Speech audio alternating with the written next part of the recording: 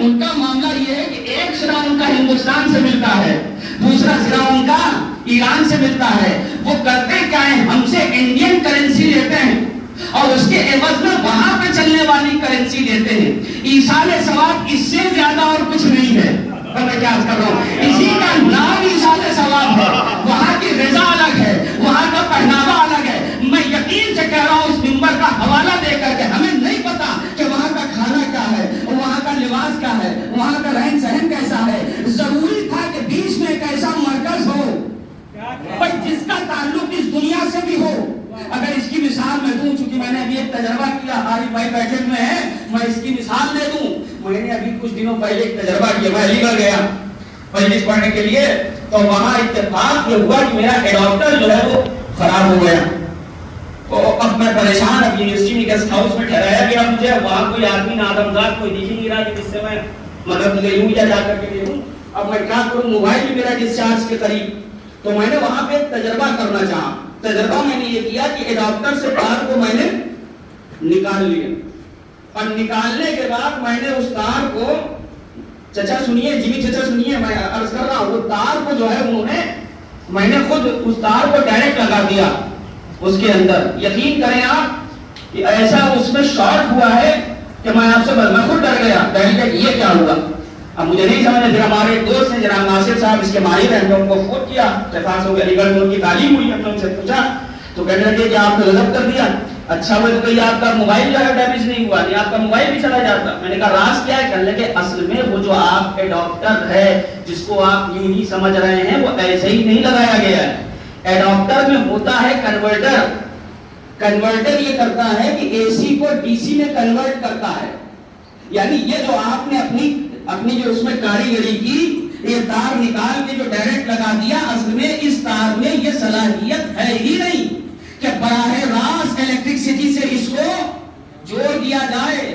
ضروری ہے بیچ میں ایک ایسا ایڈاپٹر ہو کہ جو کنورٹ کرے، اے سی کو ڈی سی میں کنورٹ کرتا ہے اور اس کو اس کے ظرف کے مطابق بجلی دیتا ہے، جس سے آپ کا موبائل چارج ہوتا ہے.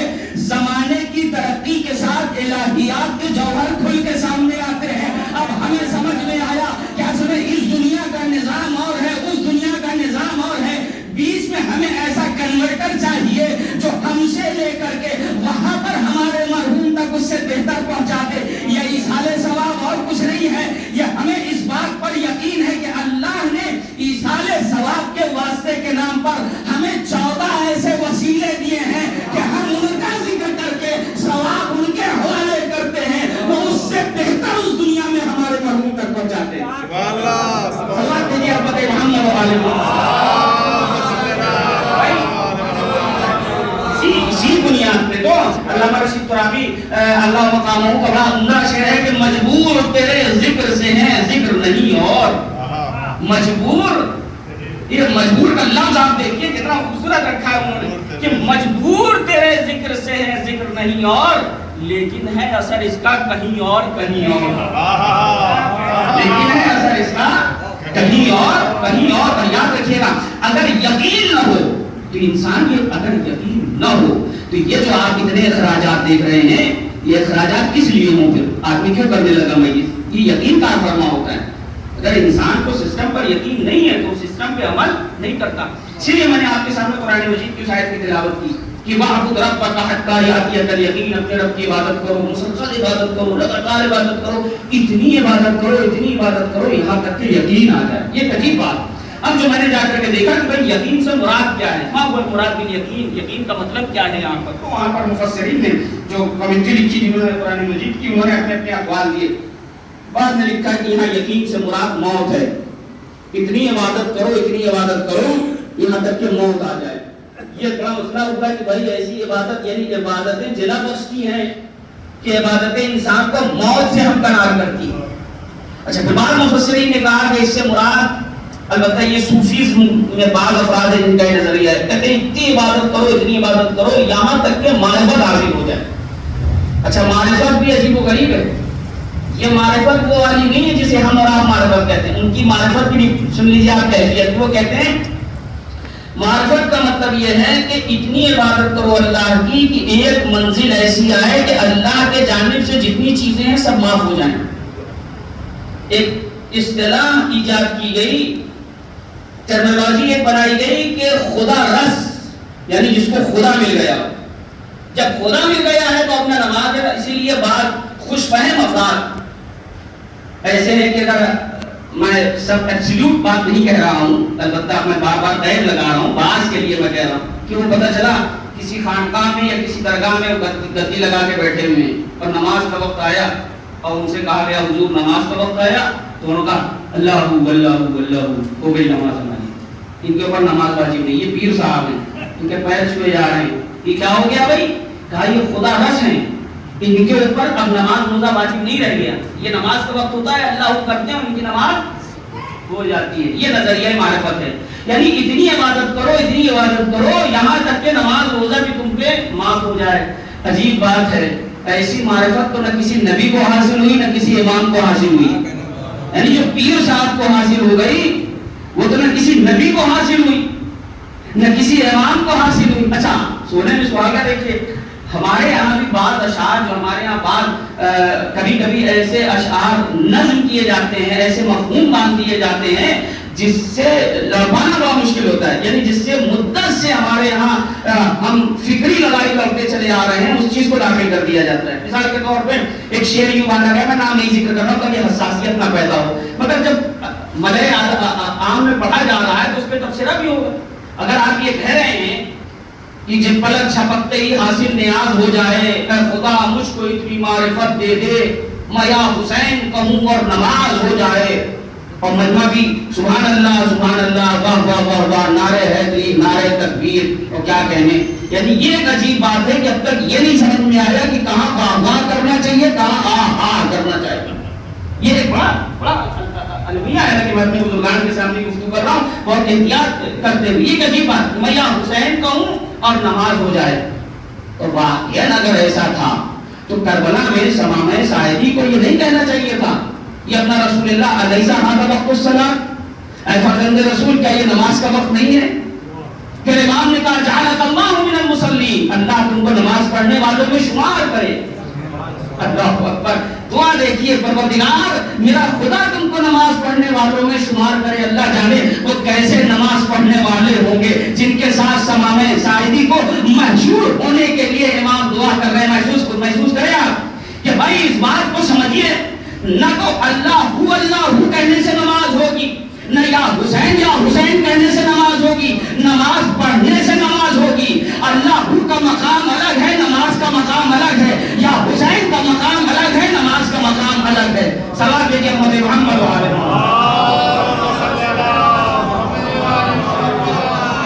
تو کہیں جو ہے ان چیزوں پہ دھیان رکھنا چاہیے کہ کہیں ایسا تو نہیں ہے کہ ہم باطل افکار کی ترویج اس منبر سے کر رہے ہیں جہاں تعلیمات اہل بیت کو عام ہونا چاہیے. توجہ میرے عزیزوں، آپ غور کریں اس چیز کے اوپر. اچھا اس کے مقابل میں ایک تفسیر جو کہ ہمارا اور آپ کے شریف امام حضرت امام جعفر صادق علیہ السلام، جب آپ سے سائل نے پوچھا، راوی نے پوچھا ابن رسول اللہ ما هو المراد بالیقین، یعنی اس آیت میں یقین سے مراد کیا ہے؟ تو امام نے فوراً جواب نہیں دیا. امام نے پوچھا ماذا یقولون، یعنی لوگ کیا کہتے ہیں اس کے بارے میں. عجیب بات ہے، امام کو ڈائریکٹ جواب دینا چاہیے تھا مگر امام نے جواب نہیں دیا، بلکہ یہ پوچھا کہ یہ بتاؤ باہر لوگ کیا کہتے ہیں. تو کہا باہر تو لوگ یہ کہتے ہیں کہ اتنی عبادت کرو یہاں تک کہ موت آ جائے.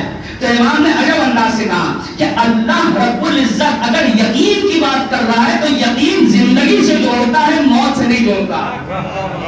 یقین زندگی. آپ دیکھیں میں کبھی کبھی اس چیز کو کہتا ہوں، محسوس کریں آپ اس چیز کو کہ زیادہ تر انسان کی زندگی میں جو مایوسی آتی ہے وہ یقین کی کمی سے آتی ہے.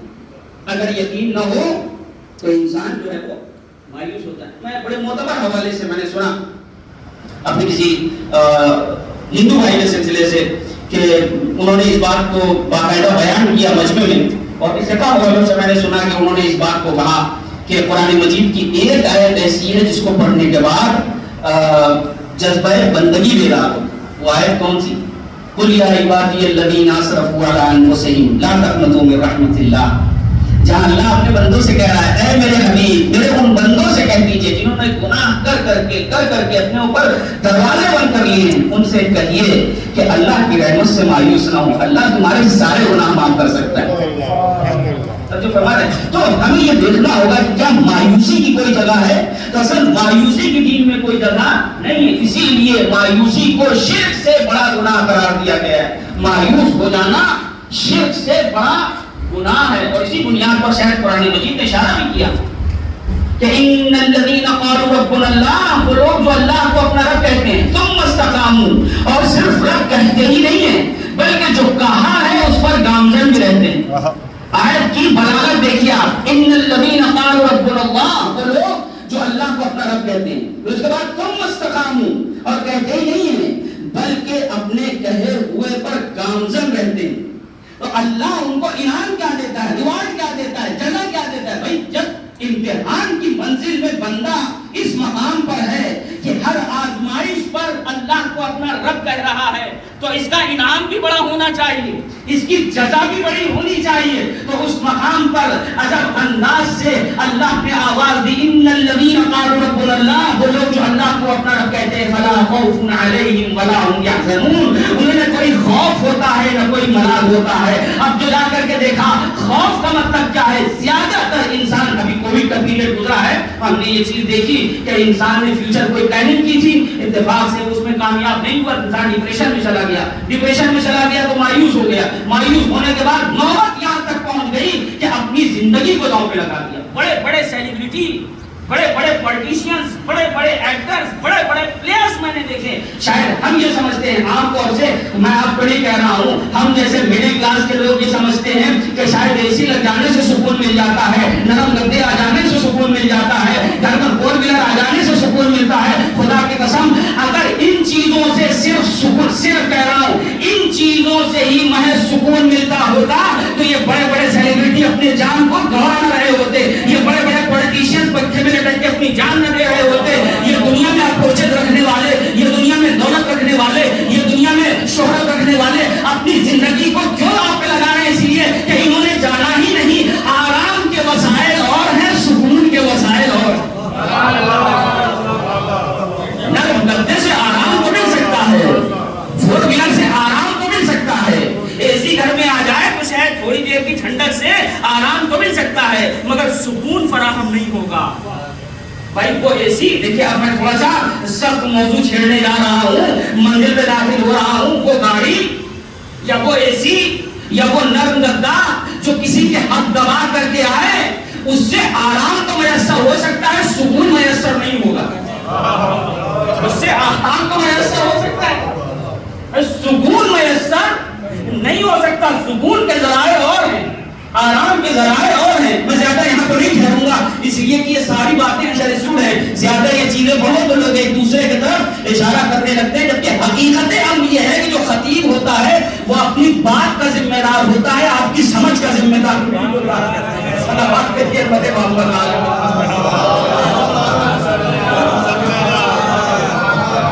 بات عموم ہو رہی ہے، ہمیں ان چیزوں پہ غور کرنا چاہیے کہ قرآن نے یہ کہا ہے۔ اور کووڈ پیریڈ میں ہم نے دیکھا کسی کی جاب چلی گئی، کسی کا بزنس ٹوٹ گیا، پتہ چلا کوئی صاحب ہے انہوں نے ان کی جاب چلی گئی، تو بیچارے سیلری نہیں مل رہی ہے مگر جاب بچانے کے لیے، اور ایسا ہوا ہم نے اپنی آنکھوں سے اس پیریڈ میں وہ دیکھا جو شاید ہم سے پہلے والوں نے نہیں دیکھا تھا۔ یہ بات میں ذمہ داری سے کہہ رہا ہوں، کووڈ پیریڈ میں ہم نے وہ دیکھا جو شاید ہم سے پہلے والوں نے، نہ ہر آدمی کی زندگی میں ہم سے پہلے جو جنریشن گزری انہوں نے کچھ ایسا دیکھا جو شاید ہم نہ دیکھ پائے، ہم نے وہ دیکھا جو شاید ہمارے وقت والے نہ دیکھ پائے۔ تو اللہ کا کچھ نظام ایسا ہے پروردگار عالم کا کہ خدا ہر موقع پر یہ بتاتا ہے، پلاننگ تم بھی کرتے ہو، پلاننگ ہم بھی کرتے ہیں، مگر ہم جب رسی ٹائٹ کرتے ہیں تو تم ہوا تک کے لیے ترس جاتے ہو۔ سلام بھیجا محمد